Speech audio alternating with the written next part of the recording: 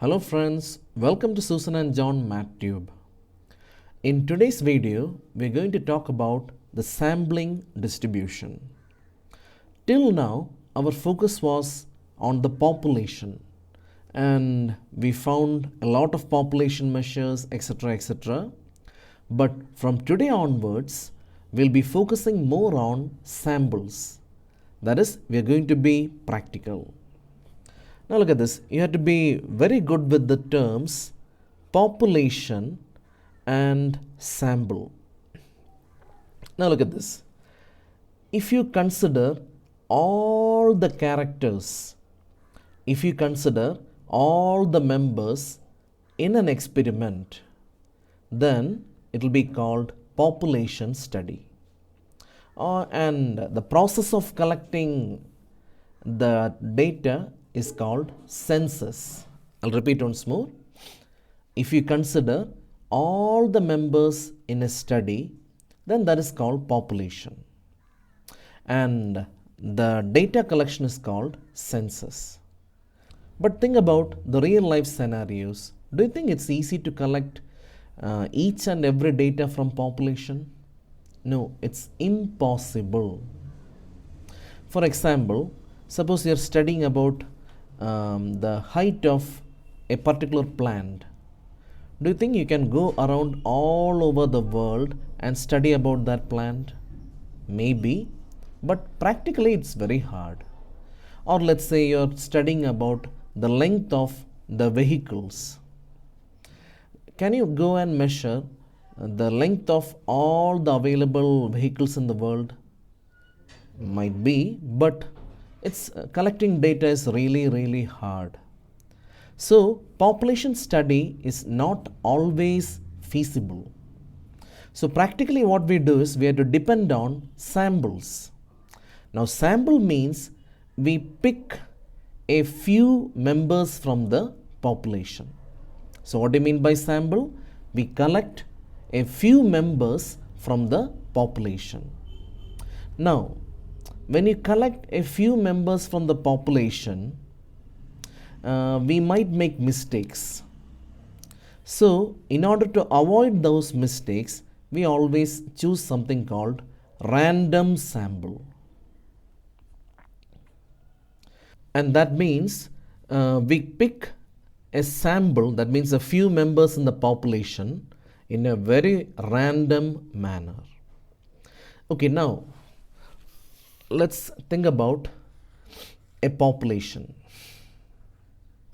And let's say we divide this population field into, let's say, 100 parts. Okay? Just imagine there will be 100 boxes. So look at this. We have a population. Let it be any experiment. Let's say all the members are inside this box. And remember, we divided it into 100 parts. Now let's imagine one person goes into the first box and he will pick out a few members. Let's say we are talking about the annual income of a particular community. So what we did is we divided that community into, or we divided that society into 100 parts. And one person goes in the first part. And he may collect data from maybe 20 members or maybe 10 members or maybe 30 members or maybe more. He will bring one answer, only one answer, and let's say that is the sample mean. Likewise, another person goes to the next part and he may interview maybe 1,000 people, maybe 50 people, whatever, and finally he will take the average of whatever he has collected and he will give us x2 bar. And then the third box, the fourth box, and the fifth box, etc. So I'll repeat once more. We have a society and billions of people live in the society.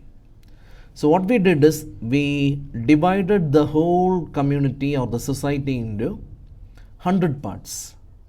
And we collected the data from the first part, from the second part, from the third part, etc. from 100 parts. And we might have had like 100 data from the first part, but we don't care about it. We just found the arithmetic mean.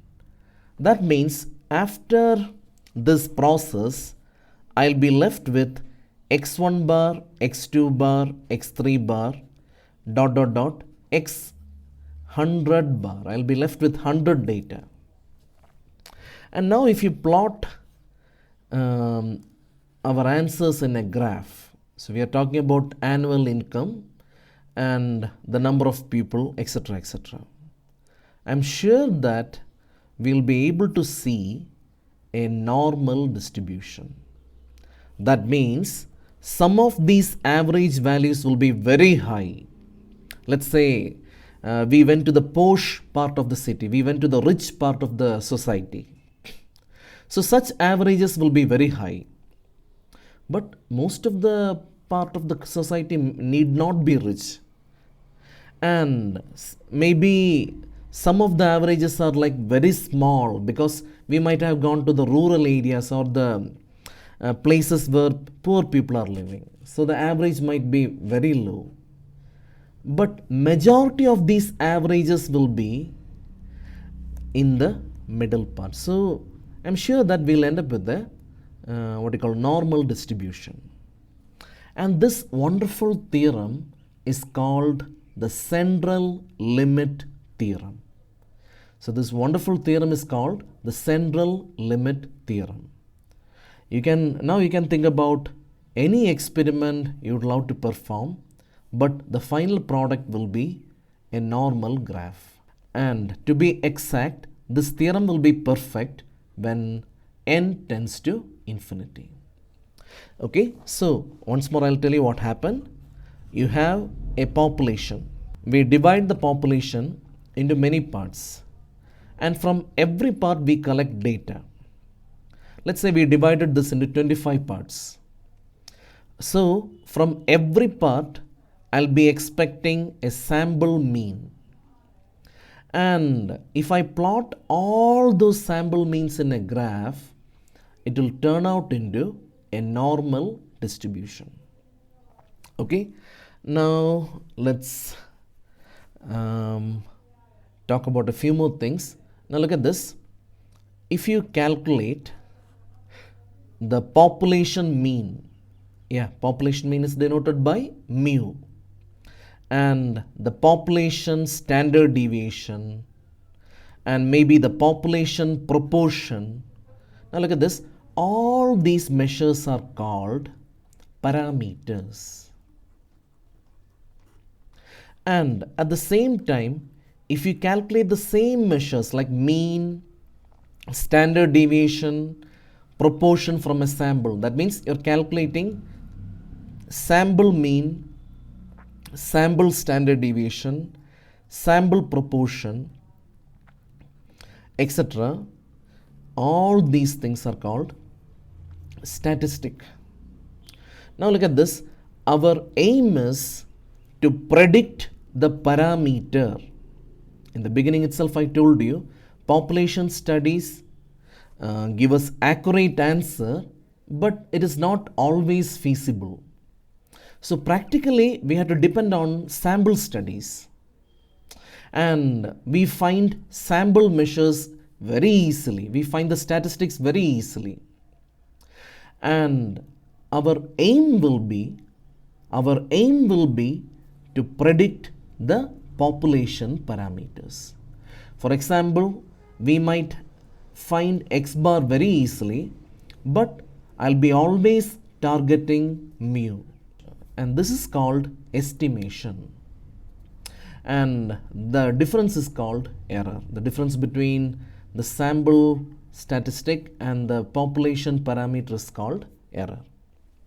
Okay, so you need all these things for the theory part. Now let's start with a problem which they ask regularly, and we learn how to create the sampling distribution. So look at this. This is exactly what they ask for your exam, and this is an experiment. So look at this. A population consists of 4 numbers, 2, 8, 14 and 20. It's a shame to call this a population, but by definition it's a population. Anyway, they have given only 4 numbers so that we understand the concept properly. Okay, so what is the population? 2, 8, 14, 20. Normally when we think about population, it will be in billions, millions, x infinite, etc., etc., but it's a very small population.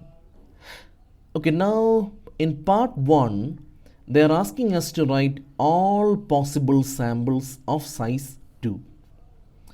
Okay, and without repetition.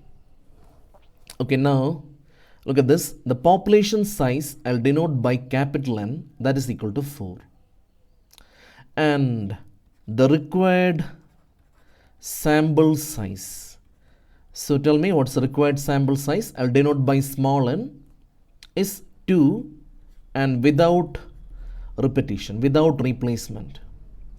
So we can use permutations and combination. To be specific, let's use combination and find how many samples we'll get. So I'm going to write possible number of samples, and that will be equal to capital N C n, and that will be 4C2. Use a calculator or evaluate using the formula, or evaluate, you're going to get 6. So we will end up with 6 samples. So now let's write the samples. So the population is 2, 8, 14, 20. So I'm going to write samples without repetition. So that will be 2, 8, 2, 14, 2, 20, 8, 14, 8, 20, and 14, 20. I'm sure that there will be no more sample without repetition, because we already checked it. We are 100% convinced that there will be only 6 samples without replacement. Okay, now let's look at the second part. Verify that population mean is equal to the mean of the sampling distribution. It should be sampling distribution. Okay, so that means we have to create the sampling distribution. Now I hope you remember the story. We have a population field, and in this story the population is very small, just 2, 4, 14, 20. And we divide this into many parts, and from every part we will get samples. So this is exactly what's happening here. But the difference between a practical situation and this is the population is very small. And since the population is very small, we are able to access all possible samples. Look at this. One person went to this part, so he might get the sample 2, 8. Another person went here. He might get the sample 2, 14. So what we have here is all possible samples. But I told you they won't give us the samples, they will give us the sample mean. So the first sample is 2, 8. So the arithmetic mean will be 2 plus 8 by 2, that is 5. The next sample 2, 14. So the arithmetic mean is 8. The third one 2, 20. So the arithmetic mean is 11. And the third one 8, 14. Again 11. 8, 20. So 28 by 2, 14. And finally 14, 20. So we're going to get 17. Now what I do is I'll create the sampling distribution. Now remember, sampling distribution means probability distribution of the sample mean, or the probability distribution of the statistic, to be exact. Anyway, the statistic I'm using is sample mean. So I'm going to write, let capital X be associated with the sample mean x bar. Now look at this. We start with x equal to x bar, and I hope you remember how we calculate or create the probability distribution. If not, you can check the previous videos. Okay, now tell me, What are the possible values of capital X? Okay, capital X means possible sample means. When you go to one part, when you go to next part, when you go to other part, you'll get different sample means. So it can be 5, it can be 8, it can be 11 or 14 or maybe 17. Now second thing is we calculate the probability. Now if you look at this table, you can see that 5 comes only once. So the probability is 1 out of 6. And about 8, it is again 1 out of 6, then 2 out of 6, 1 out of 6, and again 1 out of 6. So that's it. This is called the sampling distribution of sample mean. So now we have the sampling distribution. Now what we do is we will calculate the expectation of X.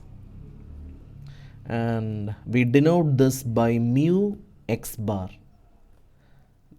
Okay, so to remember that it came from the representative X bar. It came from the statistic X bar. And I hope you remember the formula sigma pi xi, and that is equal to 1 by 6 into 5 plus 1 by 6 into 8 plus 2 by 6 into 11 plus 1 by 6 into 14 plus 1 by 6 into 17, and that is equal to 11. And second thing, we'll find variance of X, and we denote by sigma square X bar, and of course the usual formula sigma pi xi square minus expectation of X the whole square, and that is 1 by 6 into 5 square plus 1 by 6 into 8 square plus etc etc etc, and don't forget minus 11 square, and that is equal to 15. Okay, now in the third part of the question, you can read the third part. In the third part of the question, they have asked standard error. Standard error means standard deviation of the sampling distribution, and that is equal to root under 15. Okay, now we will do one more thing. We started with the population 2, 8, 14, 20. Now take a calculator and calculate the population mean. Population mean, if you calculate, is equal to 11, and the population standard deviation is equal to 6.708, and the population variance is equal to 45. And then what we did is we found the sampling distribution, right? And from the sampling distribution, we calculated the mean of the sampling distribution, and that is equal to 11. Now this is good news. The good news is, using samples, we are able to estimate the population parameter. We found this from sample, and this is from the population. And then we found sigma X bar, and that was, we can check it, root under 15, and that means sigma square is equal to 15. But we are not that happy about this part because these values are not same. This one is good, and since it's the same, we call this an unbiased estimator. What I call the sample mean? Sample mean is called an unbiased estimator of the population mean. But here I am not happy. Anyway, the statisticians have found a formula sigma by root n into root under n minus n by n minus 1. And if you calculate this sigma, that is 6. Okay, we'll put root 45 by root n. N also we use capital N to be 4 and small n is equal to 2. So n is 2, and root under capital N minus n, that will be 2 by n minus 1, 3. If you calculate this, I will guarantee you're going to get root 15. Oh, that is our standard error. But this connects the population mean. So in other words, this will be equal to the standard error. And how did you find the standard error? From sampling distribution. So what I am trying to convince you here is, this value is available from the samples. And we know that this will be equal to this formula. And from here you will be able to estimate the population mean. Okay, now let's check one more problem. It's kind of similar. So a population contains 5 members. Okay, this time the number of members in the population has gone a little bit up, but still it's a shame to call this a population, because normally when we think about population it will be in thousands and hundreds, etc., etc. Anyway, it's okay. So it's just an experiment. So we have a population 3, 6, 9, 12 and 15. And they're asking us to write all possible random samples of size 3 without repetition. So we use the same trick we did last time. The population size capital N is equal to 5 and the required sample size is equal to 3. And in bracket you must write without repetition, without replacement. And then we take help of our combinations to find possible number of samples. It's always better to write possible number of samples, so you are sure that you'll be having this much number of samples. And that is nothing but NCN, that will be 5C3. Go ahead, use a calculator and you'll get the answer to be 10. Now I am sure that I'm going to get 10 samples which will not repeat. So let's start. The population is 3, 6, 9, 12 and 15. Do it a little bit systematically. So I'm going to write samples, and of course later on they will ask us to find the sampling distribution. So I'm going to write the representative, and they have asked obtain the sampling distribution of the sample mean. So I'm going to write the representative to be x bar. I hope you still remember the story. We divide the population into many parts. We'll get a lot of samples from every part. But we are not interested in the sample, but we are interested in the sample mean from each and every part. The samples are of size 3. So the first one is 3, 6, 9. The trick is you keep on exhausting 3. You keep on exhausting 3 and then 6 and then 9. And then 3, 6, 12. And then 3, 6, 15. Now we start with 3 and 9. So 3, 9, 12 and 3, 9, 15. That's also finished. So 3, 12, 15. So we have exhausted 3. Now you don't have to care about 3. Now we start with 6 and we'll exhaust 6. So we get 6, 9, 12, then 6, 9, 15, and then 6, 12, 15. So that's also done. And now 9, 12, 15. So look at this, 1, 2, 3, 4, 5, 6, 7, 8, 9, 10. Okay, now let's go for the representatives. So 6, you know how to find the sample mean. 3 plus 6 plus 9 by 3, 7 and 8. 8. It's 9, 10, 9, again 10, 11 and 12. Okay, now tell me what's the next thing to do? How do you find the sampling distribution? Okay, you start like this. Let capital X be associated with the sample mean. Now we write the table x equal to x bar, and here we write the probability. So tell me, what are the possible values of sample mean?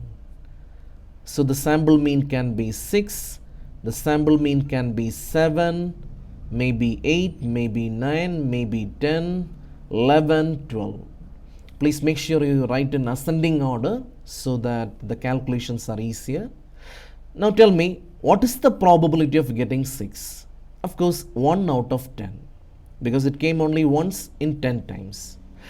1 out of 10, 8 repeated 2 times, 2 out of 10, again 2 out of 10, 1 out of 10, and 1 out of 10. So this is the sampling distribution of the sample mean. Now what we do is, we'll find the expectation of x, that is mean of the sampling distribution, which we denote by mu x bar, and the formula is the usual formula sigma pi xi. If you don't know this formula, then that means you're very weak in probability distribution. So pause the video right now and watch the previous videos where we discuss about probability distribution function. Anyway, let's proceed. That will be 1 by 10 into 6 plus 1 by 10 into 7 plus dot dot dot, you can try it yourself, 1 by 10 into 12, and that gives me 9. And the next thing, variance of x, which we denote by sigma x bar square, and the formula is the regular formula sigma pi xi square minus expectation of x the whole square, and that is 1 by 10 into 6 square plus 1 by 10 into 7 square plus dot dot dot plus 1 by 10 into 12 square minus 9 square, and the answer is. And finally we will find the standard error. What do you call this? Standard error. Standard error is nothing but the standard deviation of the sampling distribution, and that is nothing but √3. Okay, now let's do some analysis. So once you do this much for the exam, you'll get 5 marks or 6 marks, whatever is written in your question paper. But let's do a little bit analysis and wind up this video. So we had a population 3, 6, 9, 12 and 15. Now take your calculator and calculate the population mean. The population mean is 9 and the population variance is 18, and the population standard deviation is √18 or approximately 4.25.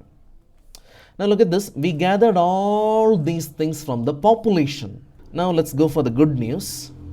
Now what we did is, we found the sampling distribution, and we found the mean of the sampling distribution, which is exactly the same as the population mean.